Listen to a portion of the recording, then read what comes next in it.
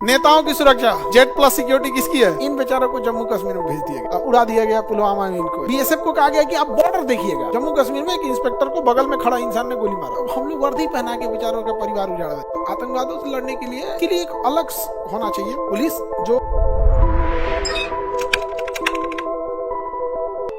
Internal security कौन देखेगा? अंदर में भी तो है, कहीं नक्सल है, कहीं दंगे फसाद हो गए, कहीं कुछ हो गए। इंडिया के अंदर कम बवाल है। CIS, CRPF, CRPF। तो इंटरनल किसे दे दिया गया? CRPF। इंटरनल CRPF को। नेताओं की सुरक्षा CRPF। जेड प्लस सिक्योरिटी किसकी है? CRPF की।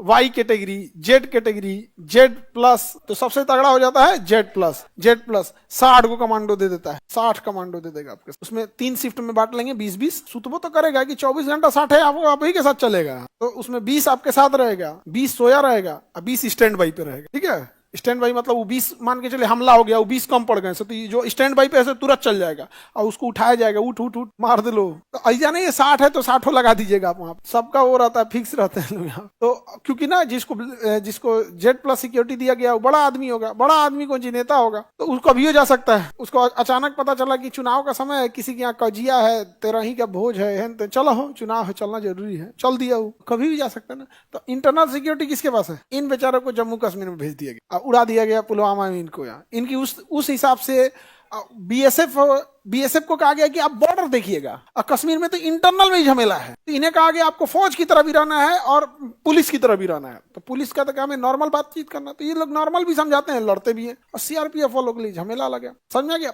इसके लिए एक अलग होना चाहिए पुलिस, जो काम हो टेररिज्म से निपटने का, अलग टाइप का। उनको वर्दी ना दिया जाए। उनको वर्दी दे के आप पहचान दे रहे हैं, आतंकवादी वर्दी पहन के आता है जी, तो गजब बात है। वो बिना वर्दी का मार रहा है आपको। जम्मू कश्मीर में एक इंस्पेक्टर को बगल में खड़ा इंसान ने गोली मारा, वो आतंकवादी था और ट्रैफिक हटवा रहे थे, इंस्पेक्टर थे, ट्रैफिक हटवा रहे थे। यहाँ पे बगल में आया, निकाला, खोपड़िया में सटा के मार दिया, क्योंकि उसका कोई ड्रेस नहीं है। तो जो आतंकवादी से लड़ रहे हैं इस सब चीजों में, उन लोग को ड्रेस नहीं दे। वहीं कहीं कोई दुकान खोल के बैठ जाए, कोई ऑटो चलाए, कोई हवाई चलाए, कोई कुछ चलाए, सब पता चलता है। हवाई सबको बहुत जानकारी रहता है कहाँ है।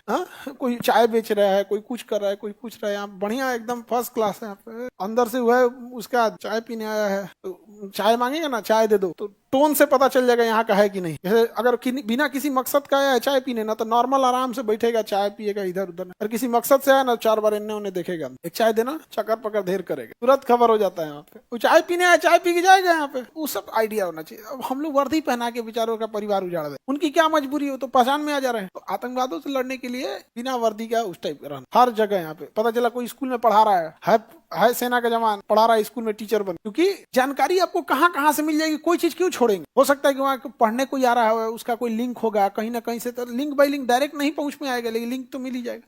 तो अभी उसके लिए ऐसा कोई व्यवस्था नहीं। आप क्यों नहीं बोलते? हमारा तो अपने भड़कल रहता है सब, हमरा तो और कर ले रहता है। आगे बढ़े। अब ये CRPF वालों की अलग समस्या थी। ये तो हो गया CRPF वाले। नक्सल से कौन लड़ रहा है? CRPF। कश्मीर में कौन लड़ रहा है? CRPF।